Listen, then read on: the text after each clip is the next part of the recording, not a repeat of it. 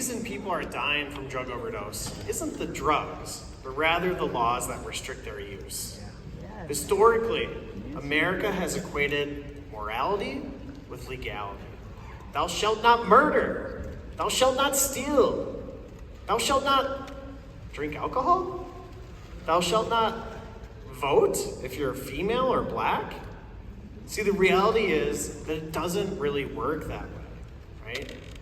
So when we think about our country, we are often called a social experiment. We change laws all the time to meet the current moment that we're in. And considering that we have over 100,000 drug overdose deaths each year, I think it's high time we rethink our drug policy. We've been waging a war on drugs for over 50 years, but what do we have to show for it? Each year, the U.S. arrests over 1 million people for drug possession. And in fact, of our 1.9 million people who are currently incarcerated in the U.S., 20% are there for drug charges alone. But it's not just incarceration. One of the primary reasons that people are dying is because the illicit drug supply continues to become more potent and more toxic. Now, is that the drug's fault, or is it an unintended consequence of our laws?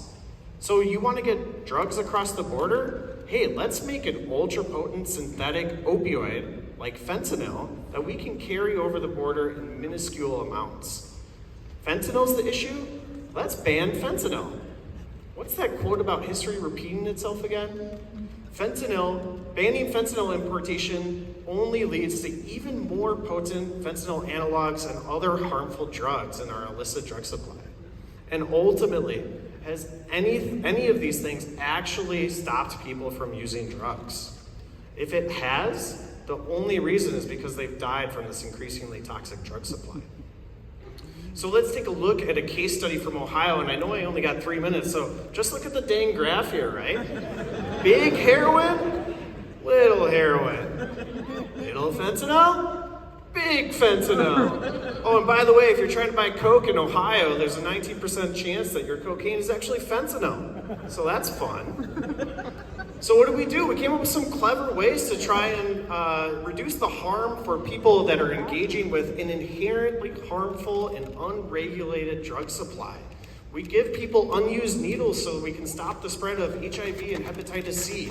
We make sure that everyone has access to the opioid overdose reversal agent naloxone. We tell drug users, test your drugs with these little plastic strips, and we've even opened overdose prevention centers where people can go to test and use their drugs in a clean space where staff are nearby with naloxone on hand. All of these things, important stopgap measures for the current legislative environment that we live in today. But instead of piecemealing all these things together, what if we could just create a safe supply of the most commonly used drugs through legalization and regulation? Crazy, right? We've never tried to regulate a risky substance before. Pretty good. You should open a brewery, right? But don't get me wrong. I want people to be free from the chokehold of drugs. I want them to seek treatment when they're ready. I want them to find secure housing, to re-enter the workforce, and to rekindle relationships with family and friends. But how can they do so if they can't get a job because of their criminal record? And how can they find housing if they don't have an income? And at the heart of the matter, how can they do anything without a pulse?